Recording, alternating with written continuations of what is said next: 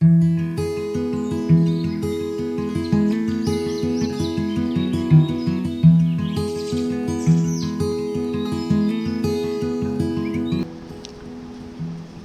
kapaglaom, mayong buntag kaninyong tanan.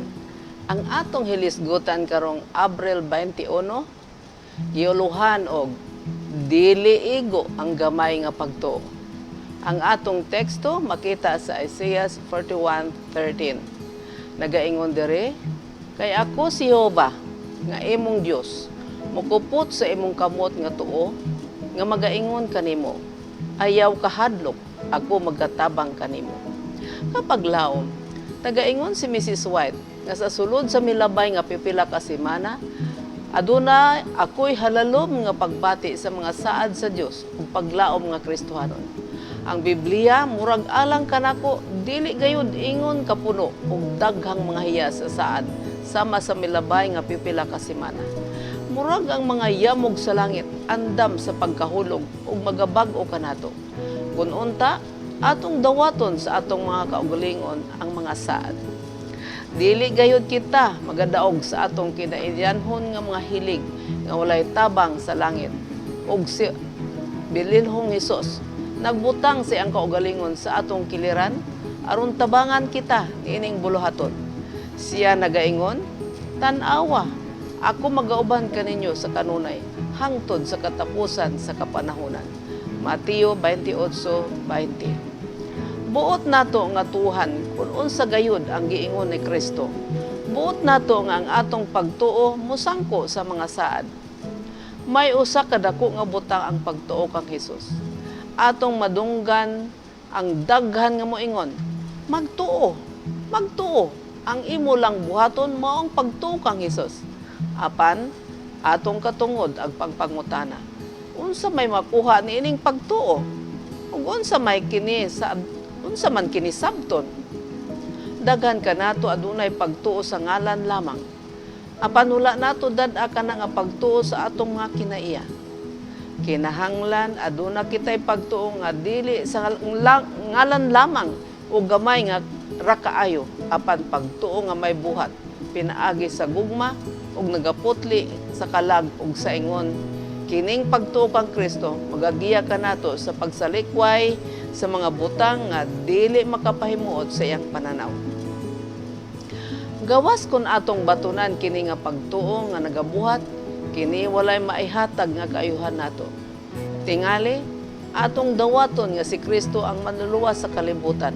Apan, tinuod ba nga siya ang imong manluluwas? Nagatuo ba kita karon nga siya magahatag kanato og kusog ug gahom aron sa pagdaog sa matag usa ka sayop sa atong kinaiya? Kita adunay tinagsa-tagsa nga tun-an sa pinasahi nga pagsalig sa atong manluluwas.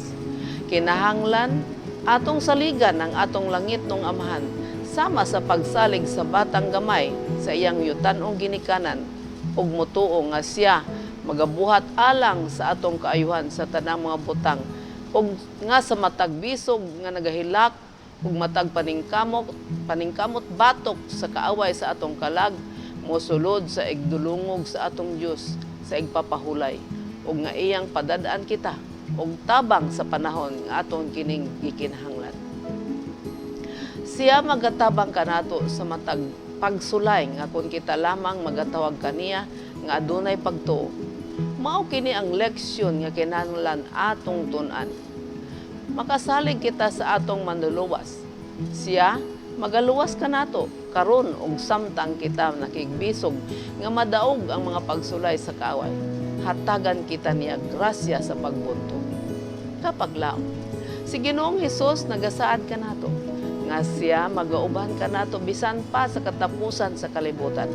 Usa ka maayong butang pagsalig o pagtuo kang Kristo. Apan kadaghanan kanato wala kaayo makasabot. Kung unsa gayud ang pagtuo, sumala ni Ellen White, daghan kanato ang may pagtuo nga taphaw lamang ug kana dili pagtuo. Kinahanglan aduna kitay pagtuo nga nagabuhat ug ipakita kana nga pagtuo sa atong kinaiya. Ang pagtuo nga magadala kanato ngadto sa pagsalikway sa mga butang nga dili maayo sa iyang atubangan. ang pagtuo ngadto sa Dios sama sa pagtuo sa usa ka bata ngadto sa iyang yutan-ong ginikanan. Tabangan kita sa atong Dios sa panahon nga kita nakigbisog sa atong mga kahigwaos ug hatagan kita niya grasya aron madaog ang atong kaaway nga nangitag paagi nga kita iyang madaog. Apan ang atong manuluwas magahatag og kadaogan kanato. Magaampo kita. Diyos, ug may gugmaon namong Aman sa langit, salamat nga sa panahon nga kami nakigbisog batok sa among kaaway, ikaw among masaligan, bagatabang kanabo. Tabangi kami nga sa panahon nga kami mawad-an o paglaom, hatagi kami sa imong grasya, kaisog ug gahom, nga among mabuntog ang mga pagsulay sa among kaaway. Sa ngalan ni Jesus. Amen.